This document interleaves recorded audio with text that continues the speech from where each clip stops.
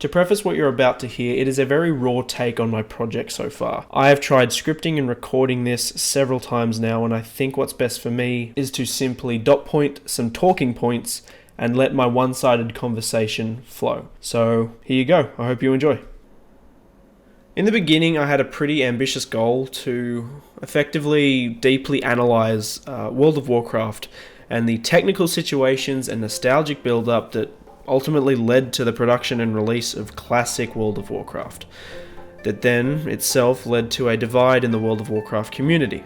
It created fans not of World of Warcraft as a franchise, but World of Warcraft as a divide between classic and retail. And for those who don't know, when I say retail, I'm referring to the current and live service updated version of the game. Retail is currently, as I write and record this, in its 15th anniversary, and it's about to welcome its 8th expansion in that time, dubbed World of Warcraft Shadowlands. An expansion, really quickly, that seems to be doubling down on the core features of the game and see Blizzard really reacting to player feedback and fixing a lot of issues that passionate players have been harping about for years, mainly customization of characters, player agency, and class gameplay. Back onto my project though, I really got scared after a while. I made a rather successful project pitch video that seemed to get a lot of audience engagement, and people were really supportive and helping me find out where the future of my project might go, and unfortunately that actually deterred me more than it encouraged me. Everything from Reddit and YouTube comments to other videos of the same topic, from big brain takes like folding ideas, that was a great video, I'll have it in the description if you haven't seen it, to smaller and more niche content creators that center around WoW, such as Bellular, Nixium, Krendor. If you're a part of the World of Warcraft scene, you've definitely heard of these names. Looking into the game from more of an analytical perspective was also a deterrence, because it ultimately made me look at World of Warcraft and slowly but surely start to hate it, and to lose my childlike love for a game that's been a part of my life since I was 8 years old. You know, I think it's a very rare thing to have a game or any form of entertainment that has grown up and evolved with you.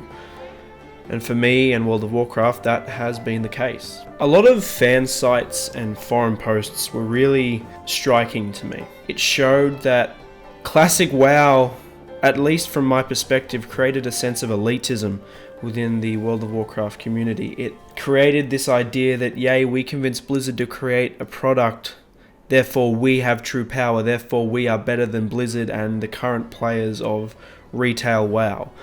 And that was a huge shock and honestly stab in the gut to me almost. Perhaps I had more hope in the World of Warcraft community as a whole, just to see that divide slowly create itself and become as apparent as it is today was just it was a bit of a shock and a bit of a depressing moment, I suppose. But onto my main point. Why is World of Warcraft Classic so volatile? Now when I say volatile, I mean, why does it bring great joy to many people and great sorrow to many people? And from one of my sources, by the way, I will have all my sources in the description below. I'll actually have a link to the Google Drive folder that I have been collecting all my data in.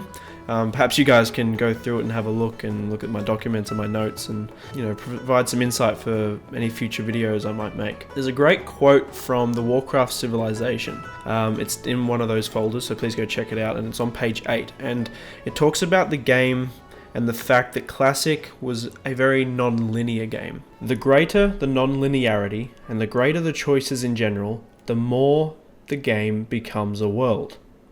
And quoting very recent videos from developers of Classic WoW, they always said that the main character of World of Warcraft is the world. And that philosophy seems to have died down in a few expansions from vanilla WoW to now, and only recently has become a more important part in the game's overall design philosophy. I'm referring to retail, of course. So the fact that the popularity of Classic and this idea of a very diverse but engaging world through a sense of living and breathing in a real world with a very active and engaged community is what I think creates this success that is Classic WoW.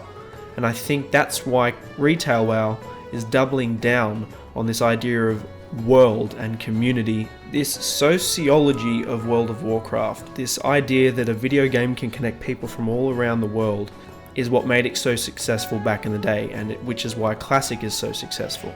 In recent times, World of Warcraft has introduced features that have been very revolved around instanced gameplay. And when I say instance, for those who aren't aware, I'm referring to gameplay that is separate from the world, from the open world of the game. You can do this with players, you can do this by yourself.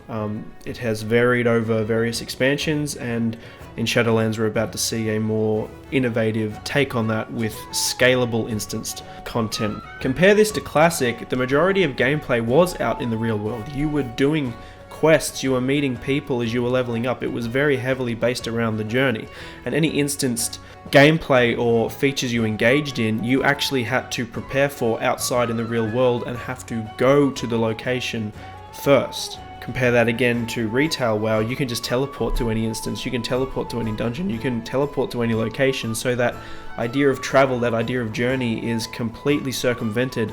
And I think that is what has led to this idea that Classic is better, because there is engagement in the world where retail has been lacking that. Quoting from another of my sources, Digital Culture, Play and Identity, what the term character designates is our representation in the game when it takes on an identity separate from our own, in the sense that we can clearly identify the character as a separate entity from ourselves. This is changing. As virtual worlds become more popular, representing yourself in that virtual space is becoming more and more important, and recently World of Warcraft and Blizzard have realized that, and with Shadowlands, the customization options specifically for human characters are representing the diversity and culture that we see in the real world. I highly suggest you check it out. I'll have a link to some of those customization options down below. So this goes along with my point that with Shadowlands, World of Warcraft is learning from the success of Classic and doubling down on the idea of the World of Warcraft, as well as the ability to represent yourself in the game, creating this strong and straight connection that you have with the game that maybe Classic can't really offer you anymore.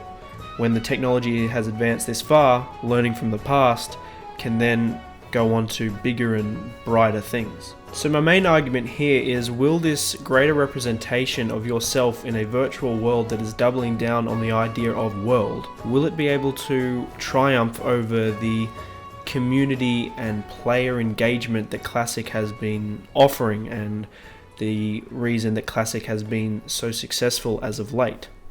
Ultimately, I think the success of Classic has a lot to say for not just World of Warcraft and what players want to see in their game, but I think it has a lot to say about community behavior and sociology in regards to mob mentality, for example.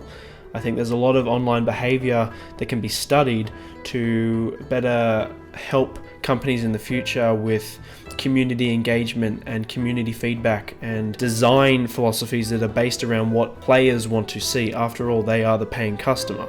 Now, I do plan to keep looking at World of Warcraft analytically, but I think it's going to be more from an observation standpoint than it is a hugely academic, nitty-gritty PhD mindset. Not that I'd ever get a PhD. As I said, I think there's a lot to be learnt here for future companies and future game designers in regards to connecting with an audience and listening to feedback and implementing the best feedback that they can. Please leave any and all thoughts in the comments section, whether it's on YouTube or if you're finding this on Reddit or wherever I post this. I really want to make any future content I make collaborative. I think it's very important that if I'm talking about community feedback and engaging with an audience, that I implement that into my future work. So thank you all for listening. Thank you all for support if you've given it, and I'll talk to you soon.